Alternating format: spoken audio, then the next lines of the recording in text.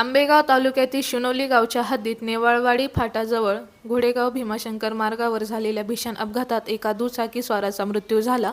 ही घटना बुधवार दिनांक 17 रोजी सकाळी 10:30 ते 11:30 दरम्यान घडली।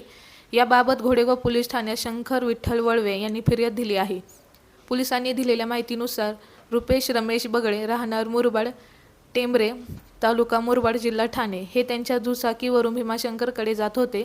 यावेळी दुचाकी भरधाव वेगात असल्याने चालकाचे वाहनावरील नियंत्रण सुटले आणि पुलाच्या डाव्या बाजूच्या सिमेंटच्या कठड्याला जोरदार धडक बसली।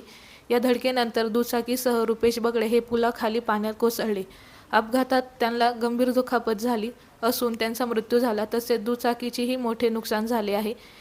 या प्रकरणी घोडेगाव पोलीस ठाण्यात गुन्हा दाखल करण्यात आला असून पुढील तपास सुरू आहे। नमस्कार, मी एपीएस सागर पवार, घोडेगाव पोलीस स्टेशन। आपल्या घोडेगाव पोलीस स्टेशनच्या कार्यक्षेत्रामध्ये भीमाशंकरकडे जाणारा हा महत्त्वाचा मार्ग आहे।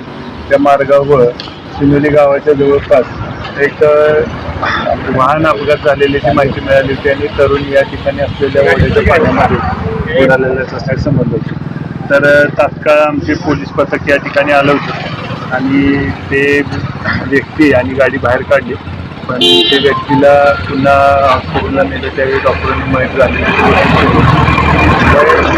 बाबत अशी माहिती आहे की ते शिनोली येथे त्यांचे नातेवाईकाकडे आले होते आणि त्यांचं मूळ गाव मुरबाड आहे, त्यामुळे ते शिनोलीकडून घोडेगावला निघाले होते। ही त्या ठिकाणी त्यांच्या ताब्यातली गाडी आहे।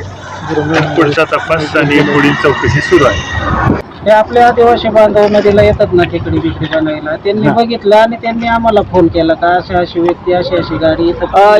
ऐका ना, त्यांचं नाव काय पूर्ण? रुपेश रमेश बगळे कुठं आले होते? इथं शिनोलीमध्ये मुरबाडवरनं आले होते मोठ्या बहिणीला भेटण्यासाठी आले होते आणि भेटून ते सकाळी 9-9:30 वाजता दिवस निघाले होते, म्हणजे मुरबाडला जायला।